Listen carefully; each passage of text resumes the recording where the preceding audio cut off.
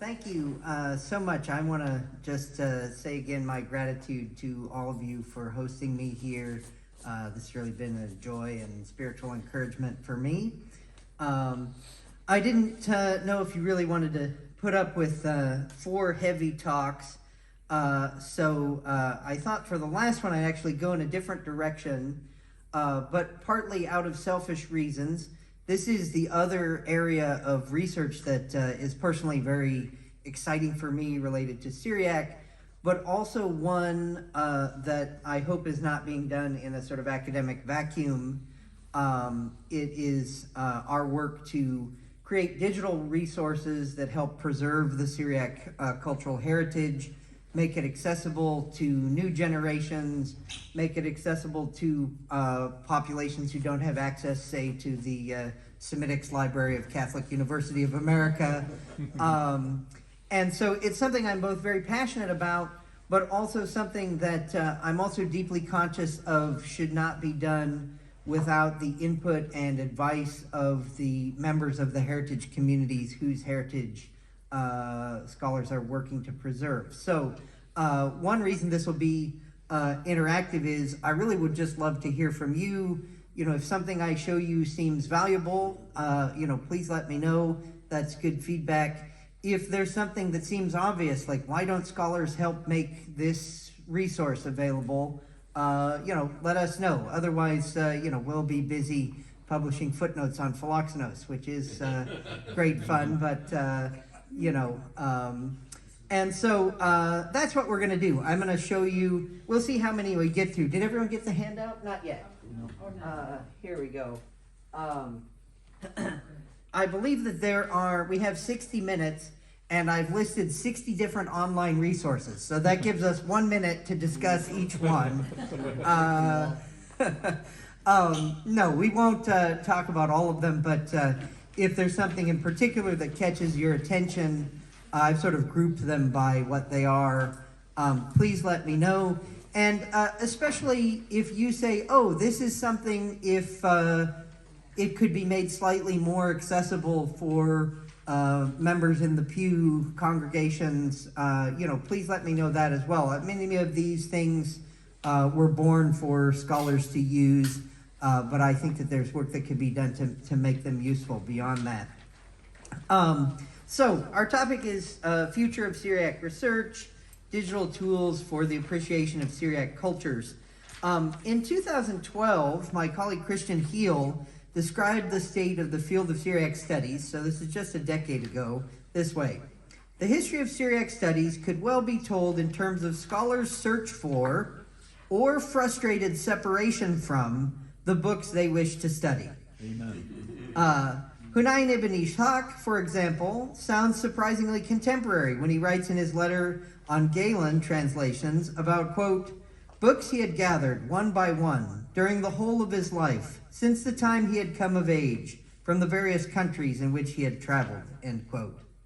Likewise, in the numerous letters written by the Catholicos Timothy I to locate particular Syriac works, we recognize the same kind of request that happened today of scholars emailing each other. I guess even just last night, you and I texted different resources to each other. So the fact of scholars trying to get a hold of this or that manuscript or this or that book, there's nothing new under the sun, and of the making of many books, also there is weariness. The problem suggested here is that in the past, only in very rare circumstances were scholars and the books they wanted in the same place at the same time. Even today, there are Syriac libraries without scholars and well-trained Syriac scholars who are not where there's a library. Let's see, I don't know if Father Peter is still here, but I was excited to tell him this morning about a Syriac manuscript in Hamilton, New York that I've been wanting to look at for several years that he can go look at there. There's the problem of getting hold of the materials. Christian Heel's observation does hold true that for the vast majority of the past, this has been a problem. But in the last generation, however, the nature of the search for these Syriac materials has changed dramatically. over the last quarter century, Syriac studies has benefited from the merging or confluence of two trends: a dramatic increase in scholarly publishing related to Syriac, and the general information revolution of the internet age. So in past, scholars might spend years tracking down Syriac manuscripts. Indeed, just at lunch, I was telling Father Claude and Father Begiani about a manuscript I was hoping to get from the Syrian Catholics, and I was told not even the Pope himself would get access to the Patriarchal Library. There are manuscripts I wanted to see that I still haven't seen. But today, thousands of manuscripts, actually tens of thousands of Syriac manuscripts and print publications are now online. This doesn't mean, however, that things have gotten easier to find. In fact, now, so much Syriac material is online that we need digital tools to help sort out what we can find. So we sort of went from a drought to a monsoon, even just within the 20 years that I've been studying Syriac. It's a little bit disorienting. Let me just give you an example. If you go into the ProQuest dissertations database, so this is all dissertations written in the United States and Canada since 1900, and you do a search it lets you search from 1902 to 1922, and you put in Syriac, as is it mentioned in the title or the abstract, there were 400 dissertations written in that 120-year period. Of those 400 dissertations, more than half, 249, were written since the year 2000. So in a 1 century period, about 150 dissertations were written in North America on Syriac, and then in the last 20 years, twice as many have been written. So in light of these rapid changes, I want to introduce you to the digital resources that are either available, that are coming out soon. Sadly, I also deleted a few on this. I published an article on this in 2019, and I went back through all of those links and discovered about 4 or 5 of those projects are now dead even. There is the problem of the persistence of some of these things. But I definitely want to give you notice, as Father Armando said, this session should be interactive. So please just interrupt me at any moment, take us in whatever direction you would like.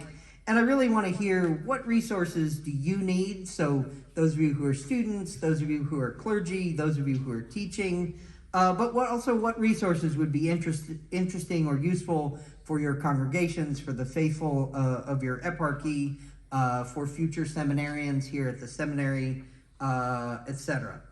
As I said, you have on this list about 60 items, so we've got like 1 minute per item, and now I've just talked for about 10 minutes, so we have even less time to plow through them. I should also say I've focused here on sites and resources that are maintained by universities, libraries, academic research projects. So there's also a lot of sites that are developed by cultural heritage foundations, by the communities, by churches. I haven't focused on those because that's not my area of expertise, and because I have only limited Arabic. I know, a poor excuse. I've focused on American and European projects rather than resources published in the Middle East, though there also are those. The university-based sites, of course, have the advantage of being hosted by an institution, which may mean they'll last longer, not necessarily, but especially libraries do tend to preserve their projects, and that the research perhaps has been peer-reviewed by other scholars. Again, it's not a guarantee, but that's one of the advantages of many of these projects that I'm going to show you. As I said, there are, of course, excellent sites run by religious organizations, churches, cultural organizations, heritage foundations, etc. I've tried to group them by kind, but I first of all wanted to just highlight Father Armando's own site, which really is partly how I'm here from getting to interact with the Hidden Pearl Press and the various other ventures that Father Armando has undertaken. I won't actually spend very much time on that because, of course, I'm assuming that this is the one you're probably already familiar with since it's from your own tradition, etc. I would just say the things that are most encouraging for me about this particular venture, especially the Hidden Pearl Press, is the effort to make popular resources, but in conjunction with academic voices in the field who can, make sure that these things are of the highest quality, and also making them available at inexpensive prices, or in the case of the resources online, for free. I think we can all agree that it's actually, I think, a blessing that Google or Amazon hasn't figured out how to make Syriac into a $1 million money-making affair. Probably would ruin it for all of us.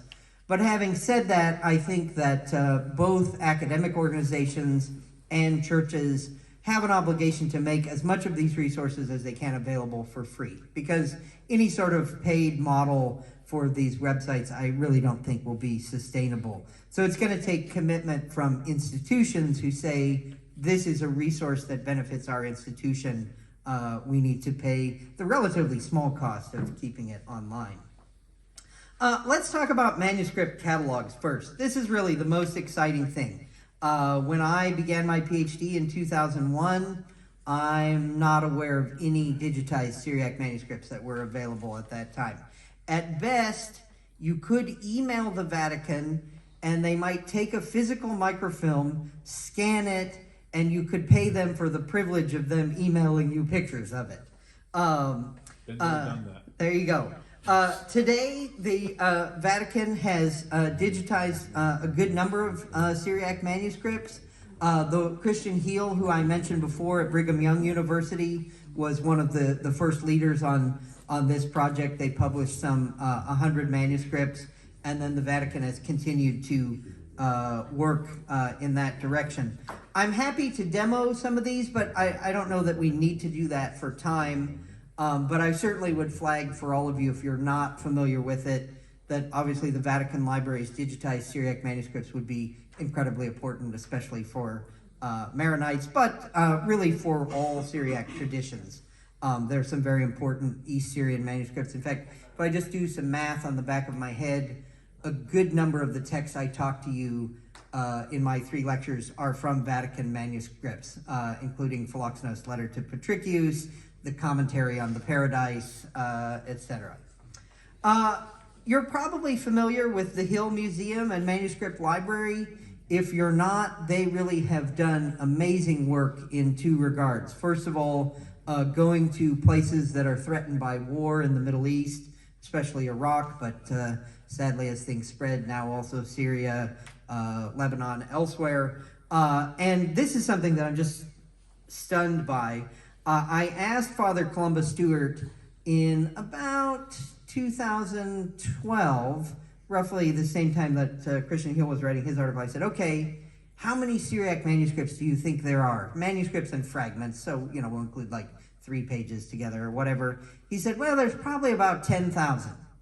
Well, Hill Manuscript Museum now has 20,000 in their catalog.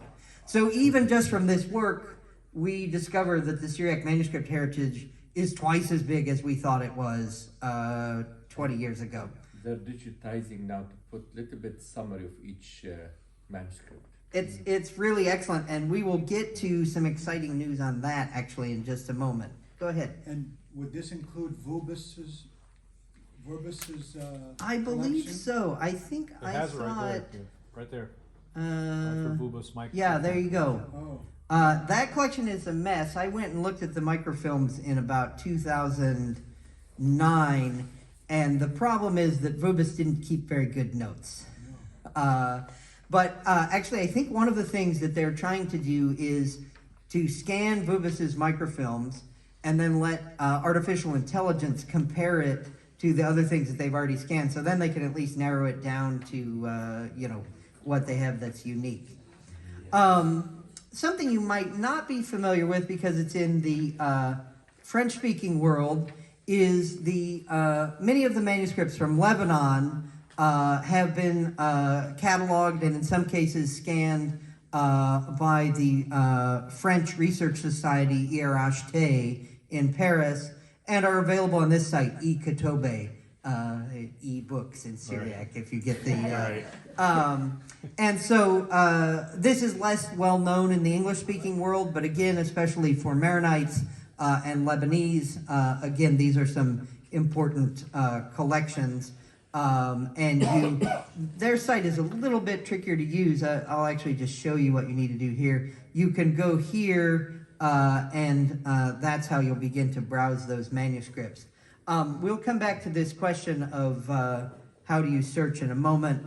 Another one that is, you actually need to sign up for an account. Sorry, I'm not sure why it's doing that. Is the Sinai Palimpsest project at UCLA. This is actually a project that may eventually include other manuscripts at St. Catherine's Monastery, and certainly includes a number of important Syriac manuscripts. And again, interesting for Maronites, often includes Melkite manuscripts, and just a wide range was collected there at the monastery. But it's only palimpsests? Well, right now it's, I think, only palimpsest, but I think certainly it may eventually include other manuscripts there. And then I'm happy to say that you are actually the first public audience that sees this, and also to tell you that it's very much in draft form. So, for example, the website is wonky and some of the space is missing. But my students and I have just completed a first draft of a digital version of Wright's catalog of the British Library. You can copy that URL down. It'll disappear once we decide on some cool website name. Maybe give a competition after the talk to tell me what we should call the project. But all of the manuscripts are in there now, not the images, but a fully searchable version of William Wright's catalog. For those who don't know, the British Library's Syriac manuscript collection is about 1,500 manuscripts, so one of the largest ones alongside the Vatican, for example. Those are some of the main ones. One of the problems with the Vatican one is that the catalog is rather incomplete, and one still needs to rely on Assamani's 18th century work. So you have all of these digitized manuscripts, and then you're still relying on this 18th century Latin catalog to navigate them.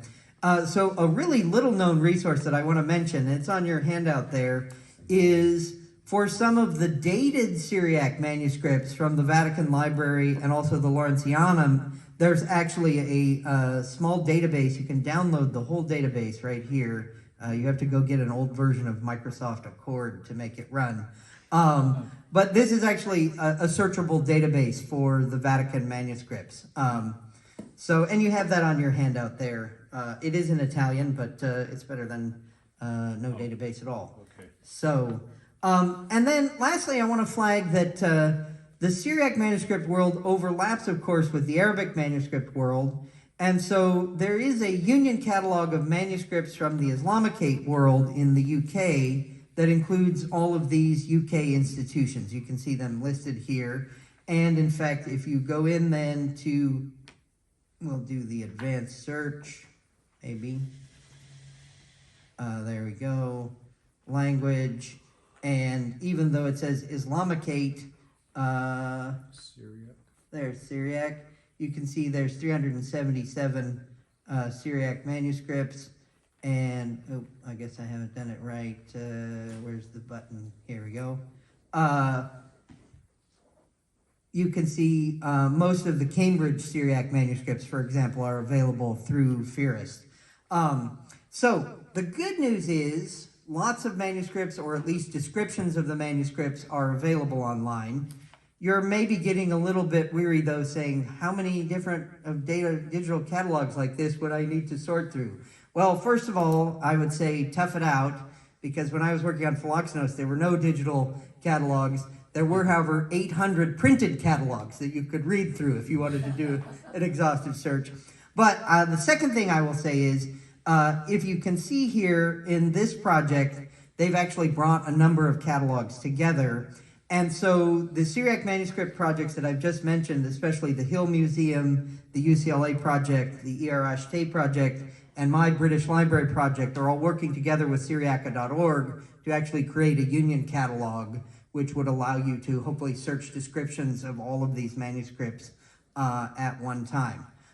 This is going to be a long-running project to make that happen, so anybody who'd like to volunteer to help out with that, That's another reason I wanted to do this talk last. I'm definitely going to need, even for the British Library manuscripts, we're going to need help with proofreaders. We had a very competent research assistant, Robert Ideen, transcribed all of the Syriac for us, but we're going to need Syriac speakers to help us do proofread the final draft. So that's Syriac manuscripts, and our long-term goal is at Syriaca.org is to create this site where you could just put in an author, Ephraim the Syrian. Don't pick Ephraim because that'll be too big. Let's pick a small author, and it'll tell you there are 2 manuscripts at Paris, 15 manuscripts at Himmel, 10 manuscripts at the British Library, etc., and then it'll bring them all together. Okay. That's a very high-level one, but I think also probably the one that people are most excited about. Let's talk about maybe resources that might be more useful for students and or someone in the pew. Probably the one I'm most excited about is I worked with Gorgias Press to create a digital version of the Gorgias Encyclopedia. If you're not familiar with the Gorgias Encyclopedia, it was published in, I think, 2011. Maybe there's a copy on the shelf here somewhere. It's an excellent small introduction, has about 600 entries, and we realized, okay, this is a much better resource than Wikipedia. What if we were to put this online? So, especially for those of you in a parish, if someone comes to you and says, hey, I want to look up things about the Syriac tradition, this is the one resource I would mark and say, should be useful for just any sort of layperson interested in Syriac. Another one that is still in development, and it's sorting alphabetical by script, so it's showing all of the Cyrillic here first. We'll get it to load the whole thing. This is a project at the Hebrew University of Jerusalem that Syriaca.org, that's my research group, and I have been collaborating with. And this is a database of 27,000, it says 24,000 items right there, but we actually have 3,000 more items we're about to load in. That these are citations of journal articles, books, etc., all of which are about Syriac. So I can see why Floxnus was concerned that too much reading would distract the monk. There's 27,000 articles and books that you could read. Right now, this format that it's in is not super accessible, but I want to sort of just highlight for you, you can actually click on these links down here, and it will take you, let's see, Abraham of Nathpar we talked about in the talk today. So you click on that link, and there's all of them. If you want, you can even click on 2 at the same time. So if you wanted to say, is there a journal article that's both about Afrahat and Abraham of Nathpar, and you click on 2, it'll narrow your search down. There's also a little search box here you could start to type in. Let's see if Maronite comes up. Could be embarrassing if it doesn't. I should say we also are working to improve these tags. We have a collection of about 1,200 subject tags specific to the field of Syriac studies. Not surprisingly, if you go down the street to the Library of Congress, they don't, when I started doing this work, I went to the Library of Congress and said, tell me about how you handle Syriac things. Can we collaborate with you? And they said, well, when we get a Syriac book, the first thing we do is transliterate its title into Hebrew characters so we can enter it in our catalog. Wow. About 10 years ago, Chip Coakley worked with them to at least get the catalog to use a Latinization of Syriac characters. So the point I'm trying to make is, as you know, there are very few national libraries that view Syriac as part of their heritage that needs to preserve. And the 2 libraries that do so officially are in Lebanon and Iraq, where the financial resources are quite limited. So there's really no equivalent to, say, the Library of Congress that's focused on preserving Syriac. So that's why these resources are so important. I think we have the Gorgias Encyclopedia here. Can pass this around. I was surprised I didn't see the Catholic Holy Spirit University. They do publish some about Syriac studies. Yes, I should add those. That's in my excuse about I didn't put Middle Eastern, mainly focused on American and European projects here. But yes, Kazlik would be a good one to add here. And also, we have MaroniteFaith.com. Oh, all right. Yeah, I think Father Alex worked on that for a while. It's got some good manuscripts and articles. Terrific. Marinate Faith? Yes, where you pray the divine office. I don't think there's, If you look at the library section. manuscripts on it? He's adding things soon. Yeah. Okay. That's excellent. As I said, I intentionally didn't include church-based ones or Middle Eastern ones because I'm just sort of focusing on the ones that I know. I'm sure I've also offended several of these projects I'm mentioning are designed by my students or my former postdocs, and I've probably forgotten one of my own students' projects on this list. In addition to the bibliography and the encyclopedia, I would mention two more general ones. One is Syri.ac. This is a good website for both manuscript catalogs, but also if you want to find older items that are available for free online. So a lot of the 19th century Syriac scholarship, early 20th century Syriac scholarship, you can find it here, and you can download a copy for free. There's also a section on Christian Arabic here. And then lastly, you can see I put Syriaca.org. This is my own project, and I did bring some propaganda with me.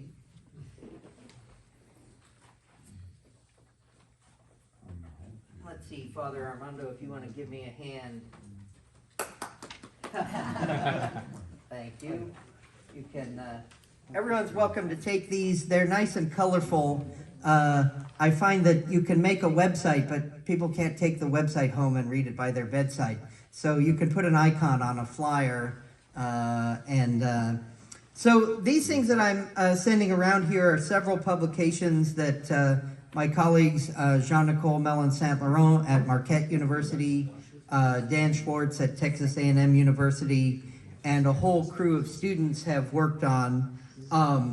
Just to brag on them a little bit, in several cases, we've managed to really increase the amount of what we know. So you might be familiar with a book in French that's a guide to Syriac saints by Fier. There's about 400 Syriac saints in there. By the time my colleague Jean-Nicole finished, she had a list of 1,600 Syriac saints. So three times as many as when we started. A similar example would be the Syriac Gazetteer, which I guess I didn't pass around a flyer for. This really was the first attempt to make a searchable map of Syriac bishoprics, churches, etc. You have those flyers, so I won't spend too much time on them. The main thing I would sort of say to you is, why are we doing this? Well, we need to have lists of Syriac authors, lists of Syriac places, lists of Syriac saints, so that we can tie all the manuscripts together, if that makes sense.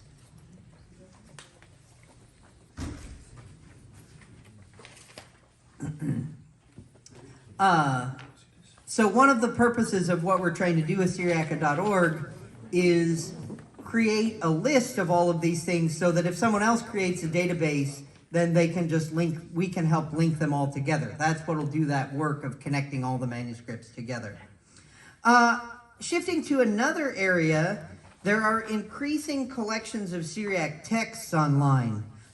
So if you're looking for a Syriac dictionary, George Curaz's Cedra database gives you access to Syriac English dictionary, Syriac French dictionary, Syriac Arabic dictionary, and in some cases multiple dictionaries. So again, the days as a student that I spent trying to figure out what a missing hollow root verb was just so I could look it up in the dictionary is now very much sped up by being able to search online. I also would show you George Curaz's Sympto Thesaurus. This has nearly 6 million words of Syriac texts in it. Let's see if it says how many authors. It doesn't say it there, but this is really great. If you want to study a particular phrase in Syriac, you're trying to identify where a quotation came from. This is a very large database of Syriac texts. If you want something where you just want to print out a readable version of a text, the Digital Syriac Corpus, which is edited by Jamie Walters, is another project I've worked on. And I want to show you a little trick. Let's hope it works. You can tell it what font you'd like it to display the text. Of course, for your own benefit, you should, for the ecumenical benefit of the Syriac world, you should learn to read all three scripts. But I'll admit, I still read Certo faster than the others because I learned it first. Yes. That's here. You can actually see what's going on when I talked about linking. So if you look over here, see how it says Syriaca.org work? That means that this work is recorded in Syriaca.org, and then if we had that work in a British Library manuscript, that same number is tying it together. So here it is in the corpus. Here's Jacob Sarug mentioned in the author database. Here's that same work mentioned in a manuscript catalog. So one of my dreams is that eventually we'll build a sort of search engine that will let you search across all of these things. Speaking of, would if you looked up something in Syriaca.org, would it then link to this? Yes, this one might even work right now. I Oh, wouldn't. you're talking about in the future. It would. In the future, the technology is in place. It might even do it right now, but I won't show you because if I do go and show you, then it won't work. But certainly, it in theory is possible. I also want to mention some sort of other older databases and databases related to Aramaic. So the Comprehensive Aramaic Lexicon actually still has all of the Peshitta volumes there. So this is an older, and of course it also has Ancient Aramaic, Imperial Aramaic, etc. But is another place, especially if you're interested in the Peshitta. This one is a paid one. I almost didn't want to include paid ones. Everything I've shown you up to now is free, as it should be. But in this particular case, this is the Petrologia Orientalis, which is available online. And then there are even Neo-Aramaic databases. So you might notice that a lot of this software presentation looks the same. That's because my colleagues and I have actually developed a free open source software suite specific to hosting Syriac content. And the thing that startled me was, one, there are lots of Syriac projects using it. So if you're going to build a Syriac database, you need a database platform, please see me. We can provide this for you. We can't host it for you necessarily, but we can get you started with the software.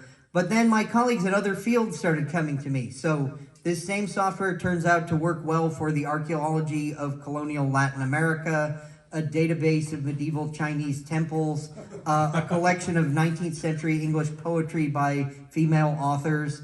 So we now have something like maybe 20 different cultural heritage projects from all times and cultures using the software we've built. And of course, there's also other Aramaic dialects, including Jewish Aramaic dialects that overlap. And so the growth in Syriac studies is also happening in Arabic, Christian Arabic, Jewish Aramaic, etc. I will just briefly mention there are also several places that have scanned their libraries. So the Beth Mardutho Library is available through Rutgers. The Catholic University Library, it only says BYU here, but this is actually the Catholic University I-Core Library, and BYU have scanned a lot of their older books. And I would also say that European libraries are actually doing a great job of scanning their things. So if you're looking for something, Syriac text published, say, in 1617, 1800, you can often find it is already scanned by a European library. I like this particular page. You can see the Goosen Library is actually using a Syriac manuscript as an example of what you can find there. These are all examples of places where you can find print books that have been scanned. There's also a lot of tools.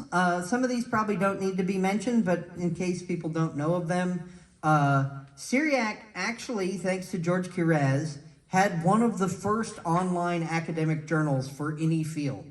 So Hugoye is now more than, 25 years old this year. In 1998, it was unheard of for academics really to have online-only journals. In addition, there's the Hugoye email list. I would certainly encourage those of you who have a sort of active research project on Syriac, even if you're not a faculty member somewhere, this is a very friendly email list. People are often sharing, I'm researching X, does anybody have any suggestions?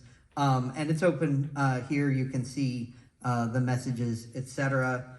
And then if you wanted to know, okay, how do you keep up with finding out what's coming out when new projects are coming all the time? I'd mention a website, it's a European website, so the word Orientalist here is in the European connotation, which is more neutral and not, the word has unfortunate connotation in English, called The Digital Orientalist, and Ephraim Ishak is one of the editors who covers Syriac materials. So you can often, if you follow this blog, hear about new Syriac online projects first. Then finally, let me talk to you about some sort of specific things. These are definitely for researchers, not for, I think folks in the pew might not have much use for this. But it's really exciting to think about what sorts of things scholars could do with digital technology. This is a project run by my colleague Dan Schwartz at Spear, or at Texas A&M, called Spear, Syriac Persons, Events and Relations. Think of it as Facebook for the Syriac Church Fathers, if you will.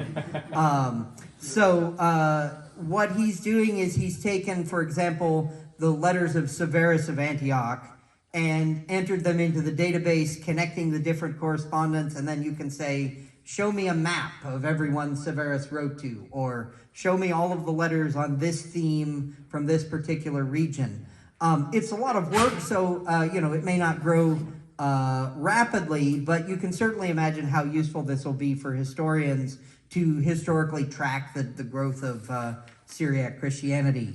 There are some archaeological resources, so here's the Diyarbakir Elian project, for example, has archived all of its research data there. And then there are some projects looking at Syriac across cultures. So the Hunayn Net project, this is at the University of Vienna, is looking at the translation of scientific literature from Greek into Syriac and Arabic.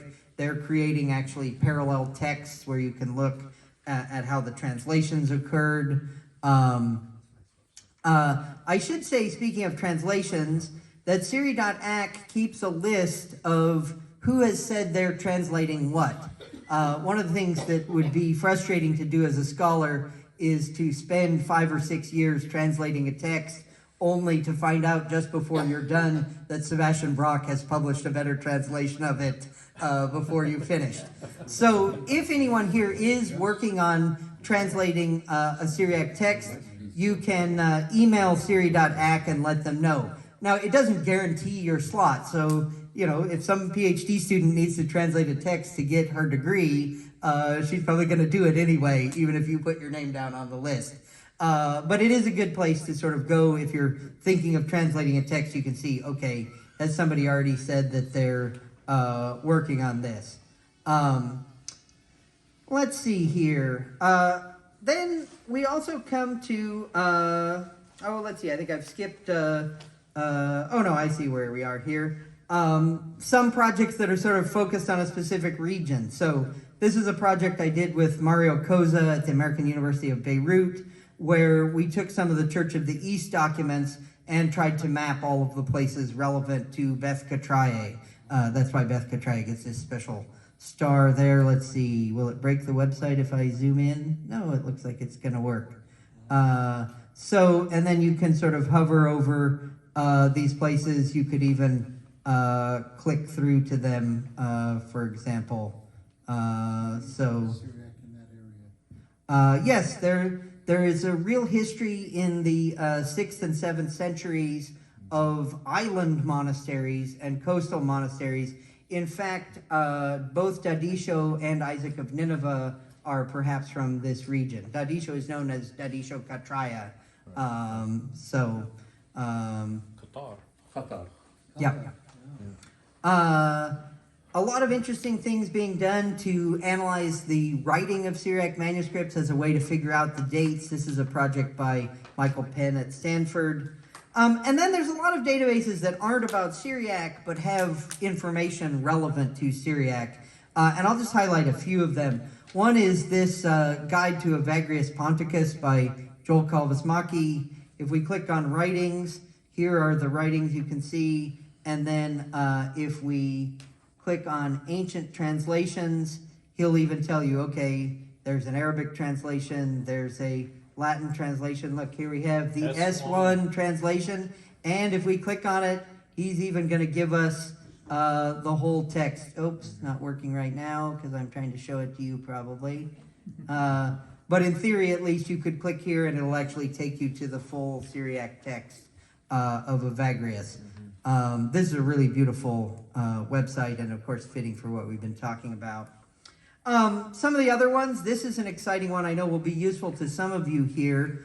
This is a comparative lectionary that tries to take medieval lectionaries and includes several Syriac lectionaries and matches them up. It's even an interreligious one. So you could say, okay, in Jerusalem in the year 800, what passages are Christians and Jews reading in a particular month? So a really interesting sort of project. We'll make a new AMAR. There you go. This is from the Source Chrétien French translation series. They've created a Bible passage index. So if you were interested in, say, what do the church fathers and mothers say about a particular verse, let's say John 1:14, you can go in here. Now, their Western biases are showing a little bit. There aren't a ton of Syriac texts in the Source Chrétien, but what there is will show up. Same thing, there's other databases that are just focused on, for example, the cult of the saints in late antiquity. There are Syriac saints in there. This is a database of ancient historical chronicles, and so any Syriac historical chronicle is listed in this database. And this is a really exciting project called Biblia Arabica out of Munich University that aims to compare the Bible in Arabic among Jews, Christians, and Muslims. So they have a comprehensive bibliography, including manuscripts of the Bible in Arabic. It's a very exciting resource. I am also, if we click on their bibliography, you can see they're also using our software that we built. So it's really great to see so many things coming together. In fact, I think one thing that digital projects are going to do for scholars is it's no longer acceptable for a scholar, and I'm guilty of it, to just study Syriac or just study Arabic or just study medieval Judaism. Of course, the people on the streets in Mosul are meeting Jews, Muslims, Christians, Christians speaking Armenian, Christians speaking Syriac, etc. Of course, historians have largely just focused on these individual groups. But now that we can make these bigger databases, there's no reason we can't say, okay, show me all of the manuscripts from Mosul in a particular period, regardless of language, regardless of religious confession, etc. That's probably going to be for the next generation of scholars really to take the turn on that, but that's the direction I see research really going. This is a good example of what that might look like. This is a work by Ibn Abi Usaybia's History of the Physicians. So this is a history of physicians in the Abbasid era. And of course, there are Christian, Muslim, and Jewish medical physicians. And this project is creating a network showing how these different medical professionals interacted with each other. Anyway, I just want to sort of show you a broad overview of what all is there. There's even some other projects that are forthcoming that aren't out yet. I'm happy to announce we just found this out on Tuesday, that Syriaca.org has received a grant from the NEH here in Washington, D.C., and we will be creating an open access database of Syriac texts in English. So we have 500 Syriac texts in English lined up. and they'll be available for free. So, thank you. So that would certainly be something I would think for people in a congregation who don't know Syriac, but would say, well, you know, of course they could buy the Hidden Pearl Press books, but if they're not willing to commit yet, they can at least read something in English for free online. Now, will this be like older translation? Yeah, we're going to start with anything that's in what's called the public domain, so out of copyright, so Budge, Wright, etc. And we came up with a list of something like 1,000 texts already. They're in the public domain. But then our goal would also be to encourage anyone who publishes a text that after a certain period, they could also donate the text to the archive. And these will be in PDF form? They will be in a lot of different formats. The native format, for those who are interested, will be XML, but then you could turn it into an EPUB format. That's what you'd read on your Kindle. It'll be available as a PDF, you know, if you wanted to print it, etc. Sort of like archive.org Yeah. has been doing with some. Yeah, in fact, the way we're going to start is we're going to grab a lot of those texts from archive.org, but catalog them better, because archive.org, of course, doesn't know who is this Syriac author, Right. what is this title, etc. So in the grant proposal, one of the things we did was sort through what could we get really quickly and put online like that. Yes. Then we'll use software to like try and grab the text out of printed books and things like that. Another project, there's a Florilegia project in Italy, a really exciting project on monastic manuscripts in multiple languages coming out of Vienna. Another project that's going to use some of our technology on John of Ephesus ecclesiastical history that's coming out of the University of Frankfurt. And the Corpus Scriptorum Christianorum has also been working, I know, for some time to come up with a platform for its text. So I think it's really an exciting time to have access to all of this stuff. In the spirit of, let's see here, yes.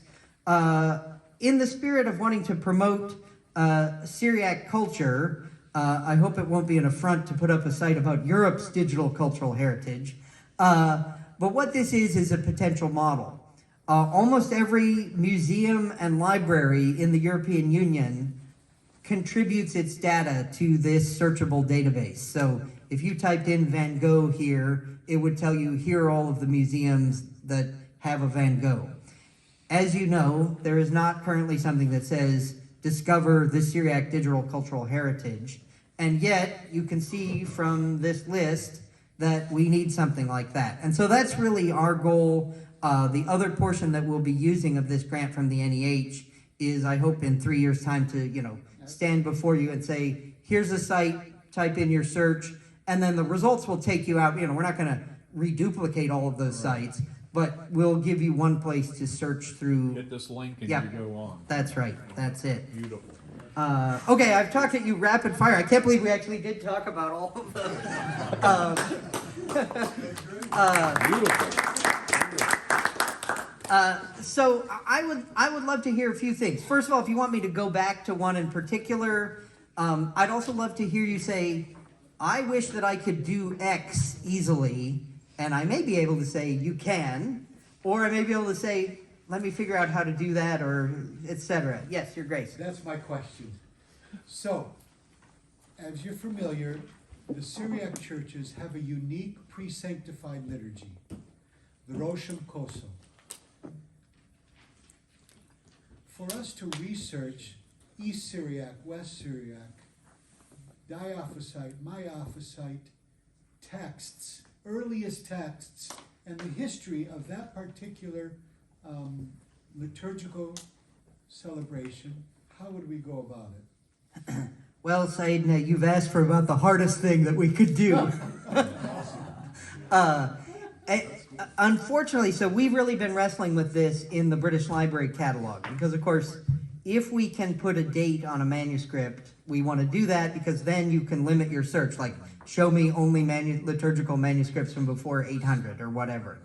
The problem is, I would say that the liturgical manuscripts are probably in the least catalogable state. Now, I hate that I keep promoting my own book, But in fact, I had to come to wrestle. So William Wright, the great 19th century Syriac scholar, wrote the British Library Catalog. And over the years, as my students have been working on this digital project of Wright for 10 years. And the students pointed out to me that I have a sort of standard speech to them in which I explain Wright's prejudices and biases. And I realized, okay, I should write this into an article. The problem is that for Wright, the liturgy was really of not any interest or importance. What was important was, can we find Greek church fathers or Greek philosophers whose works were preserved in Syriac? So when he comes to a liturgical manuscript, like often it just says liturgical manuscript. It's a bit more detailed, but really not really at any level. So I think the first step is, sadly, liturgical manuscripts will need a deep cataloging that has not been done. The thing that's encouraging is, we now have so many well-trained academics from within the church traditions. If you think about India, when I think about the Syriac churches in India, I think of that as, one of the most vibrant places for the Syriac liturgy. All of the Syriac liturgies occurring, much as they must happen in Lebanon, all in the same small region of India. But of course, we didn't have PhD trained scholars in India. I think the first ones were in the 50s. And same for the Middle Eastern churches a little bit earlier, but certainly not in the 19th century. So now that we have scholars who are attuned to the needs and concerns of the churches, I think that we will begin to see more of that work being done. At the very least, this database that I'm proposing will be able to pull all of the liturgical manuscripts together. We'll still need an expert to go through them and really figure out what they are. How about not just liturgical, but commentaries, or Yes. or on that particular topic, Rosham Koso? So that might be possible. Certainly, look at how many different things we pulled up here. One of the things that is possible is even just to do a keyword search, including to enter and search by Syriac text. So even if my British Library Catalog doesn't turn out to be as good as I hope it will, at the very least you can now search by Syriac, which you can't do in the print version of Wright, for example. So that would be possible, perhaps. And once we try and get all of the Syriac manuscript catalogs into a common format, but I would say we're still definitely a few years away from something like that. Great question. I would also just love to hear from you folks. What things do you think would be beneficial, even of what you've seen here? What strikes you as, if people in the pew knew about this, or something that just surprised you? Any feedback? Well, just from a selfish point of view, I just wish there was, as much as access there is, it's not always what we're looking for, and it's not always easy to find the right person to grant you access. Right. Even if it's not going to be put online, even to get for your own study. I mean, I'm sure you're aware of this, like you said about the manuscript at the Syriac Patriarchate. Right. I mean, I don't know how we go about that, but I think if, maybe if there was more people asking for these things, that they feel like there really is interest, maybe there'll be more of an openness to make things available. Yeah, I think these things take time.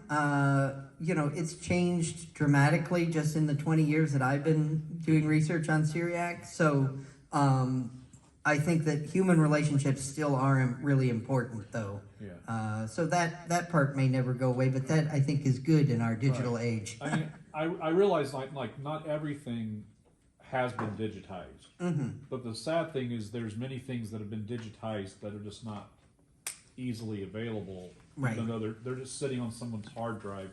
Our own Maronite Patriarchate is that way. They are very selfish about it. They will not release anything unless you pay them for things that they've already probably digitized.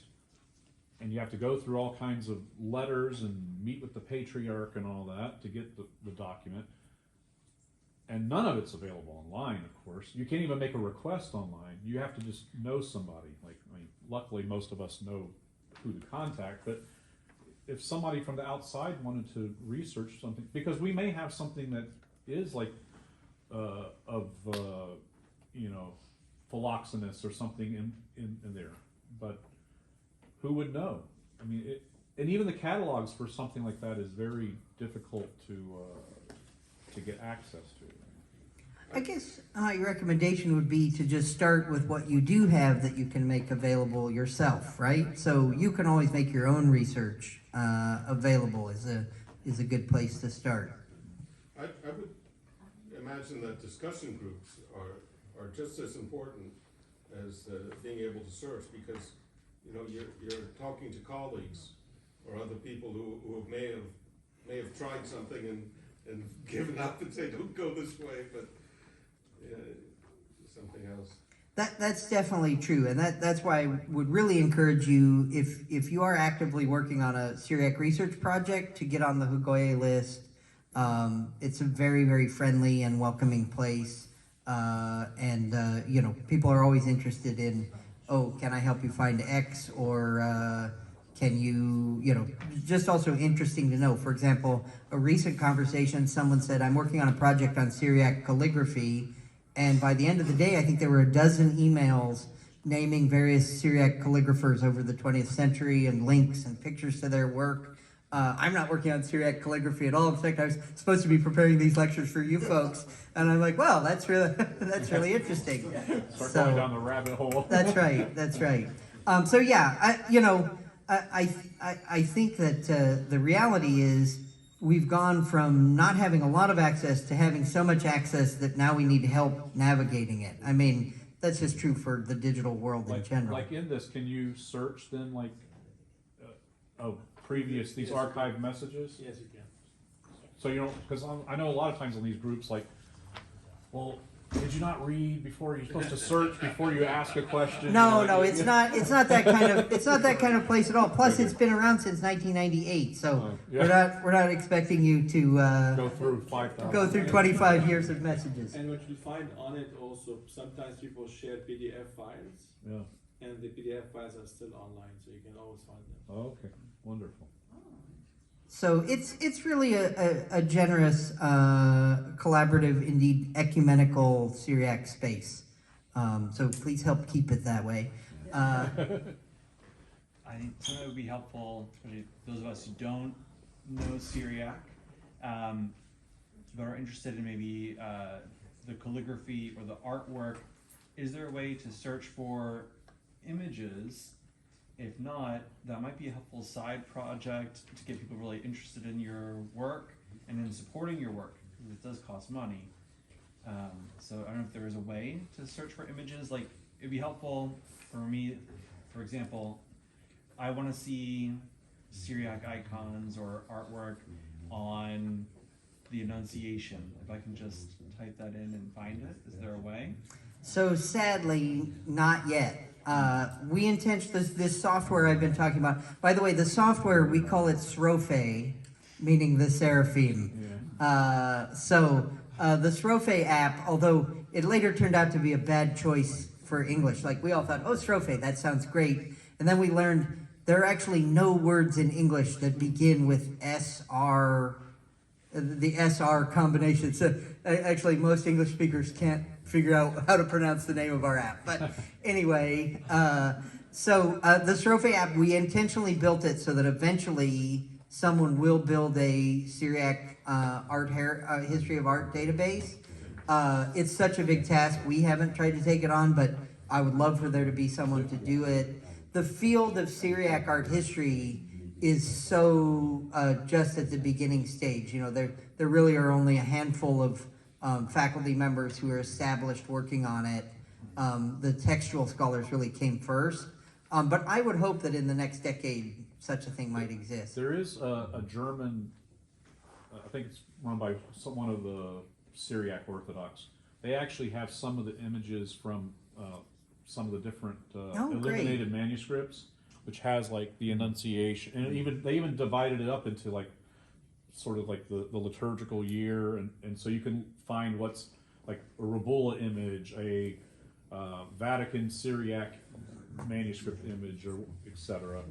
That's terrific. I'd love to get the link for In that fact, I from think you. a couple of them are from the British Library ones too, which has the stamp on it. Right. Make sure. Would you consider opening up some of the work in a way to people who are sitting at home? I mean, in a way of not as to the degree of like Wikipedia, but something similar. I know Pegasus Project, which dealt with Latin and Greek stuff. They had something where people could take a test to show a certain proficiency of Greek and Latin, and then you could go through and you were only allowed to tag different documents that had been uploaded. And then someone else would come through and check. That way, someone else isn't having to read through everything. They're just checking the work. That might be something that you consider. Yes, please. I'd be happy to take any volunteers right now. I'll tell you 2 opportunities that are available. For those who can read Syriac, George Curaz, the Cedra Dictionary, is always looking for help to tag words. You know, he's continually scanning new dictionaries, but they need people who can read Syriac to say, okay, this is the head word and this part is the definition. So if you can read Syriac, that would be one. But then for our British Library project, we actually plan to send out a call for volunteers this fall. And you wouldn't even need to be able to read Syriac. You would just need to be able to read the website, read the print version, and make sure that we've successfully, captured the data. We've tried to rearrange in some places how Wright did it so that it's more searchable and more useful. But then that means we need to proofread it. So. But then also I would just say anyone is welcome to write an entry on a particular Syriac saint or person or church.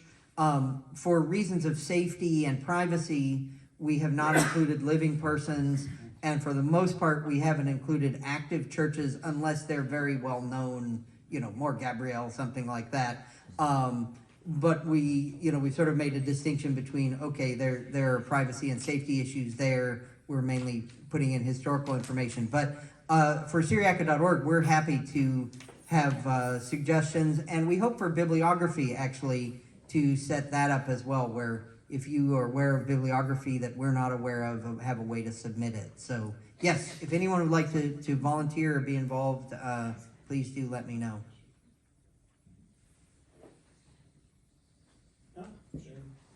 Great. Well, Thank you. thank you so much. This has just been a pleasure for me.